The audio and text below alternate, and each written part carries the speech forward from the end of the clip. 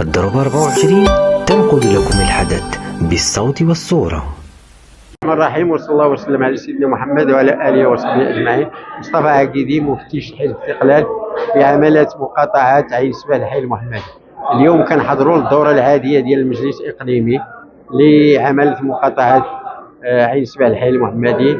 بطبيعه الحال حنا بالنسبه لنا هذا المجلس الاقليمي كيتم بصفات محدده حسب الضوابط القانونيه ديال الحزب، قانون الاساسي ديال الحزب، وبطبيعه الحال كينعقد قبل من الدوره ديال المجلس الوطني باش نحاولوا ما امكن على انه بالنسبه لنا يكون عندنا واحد النقاش اللي كيستحضر بطبيعه الحال الواقع السياسي اقتصادي اجتماعي ثقافي ورياضي على مستوى الاقليم، باش نحاولوا ما امكن نعرفوا الانشغالات ديال الساكنه، المشاكل اللي مطروحه، الهموم اللي كاينه، شنو هو الامكانيات ديال التدخل من اجل المعالجه ديال الاختلال. هذا كتولد عندنا واحد الفكره، هذه الفكره كينقلوها اعضاء المجلس الوطني المنتسبين بالنسبه للاقليم الدوره ديال المجلس الوطني، وكيحاولوا ما يمكن يعطيوها الطابع الوطني بطبيعه الحال، لانه اغلب المشاكل كتكون مشاكل مشتركه بطبيعه. اليوم المنهجيه اللي اعتمدناها باش نحاولوا ما يمكن نحققوا هذه الغايه هو انه نكتفي فقط بالعرض اللي داروا مبعوث ديال اللجنه التنفيذيه الاخ مولاي احمد افيلان، اللي هو كان عرض شامل وجامع وفيه بطبيعه الحال حصيله ديال الاداء الحكومي، فيه الاستراتيجيه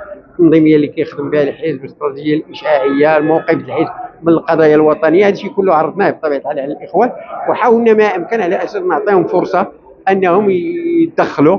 جينا نحسبوا لقينا بان وصلنا تقريبا شي 20 مداخله متنوعه ما بين النساء، ما بين الشباب، ما بين اعضاء مكاتب فروع، اعضاء مجلس وطني، اعضاء اللي كينتميوا لهيئات الحزب، كينتميوا للتنظيمات الموازيه للحزب. كان واحد النقاش حي مطبوع بطبيعه الحال، واحد الروح ديال المسؤوليه.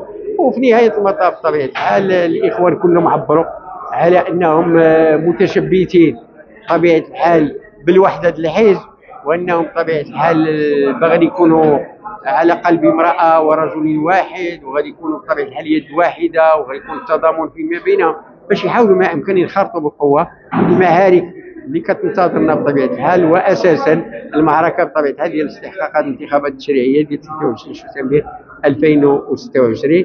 معكم سيدة سليمة زيداني، رئيسة منظمة المرأة الاستقلالية بالحي المحمدي عين السبع، ورئيسة منظمة المرأة الشغيلة جهويا بالدار البيضاء الكبرى، ومستشارة برلمانية في الغرفة الثانية.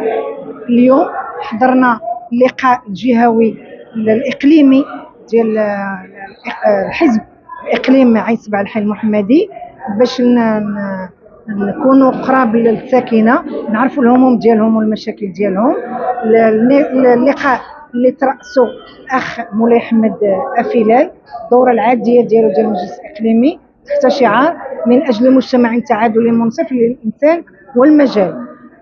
كان السي مولاي احمد افيلال عضو المكتب التنفيذي ديال الحزب، كان في المستوى اللائق، دار النقد الذاتي ديال الحزب كيف ما معود على الاستقلاليين كاملين كيامنوا بالنقد الذاتي. تصنتنا لجميع المناضلين والمناضلات ديال الحزب اللي كيتواجدوا بمنطقه الحي المحمدي عين السبع، تصنتنا الهموم ديالهم، حاولنا نركزوا على الاهم، جاوبناهم على بعض الاسئله، بيان سور ماشي كل الاسئله، اعترفنا ان كاين خلل في بعض المشاكل، من ضمنها كان الجفاف، كانت الحرب، كان هذه، لذا كانت مشاكل كبر من طاقتنا. ومع اننا ما كانت رأس ولا جماعه لا مجلس المدينه حتى حاجه، عندنا اعضاء قلال في الحي المحمدي، عندنا عضو واحد، في عين سبع عندنا بعض الاعضاء. مع ذلك تسلطنا بزاف ديال الهموم وجاوبنا على بعض الاسئله، وكنتمناو نكونوا حلينا بعض المشاكل، نكونوا عند حسن ظن الساكنه، وحنا معاهم على تواصل دائم لهذه الاسئله اللي طرحوا علينا. غادي نلقاو لها ان شاء الله حلول في قدر الامكان، وغادي نرجعوا نتلاقاو بهم. بيان سور المفتي شي راه ما كتسدش، راه ديما محلوله، فيها السيد المفتي مصطفى عقيدي اللي كيتصنت الهموم ديالهم والمشاكل ديالهم، وحثناهم على استقطاب بعض الوجوه اللي كانت غضبانه علينا استقلاليه او ماشي استقلاليه.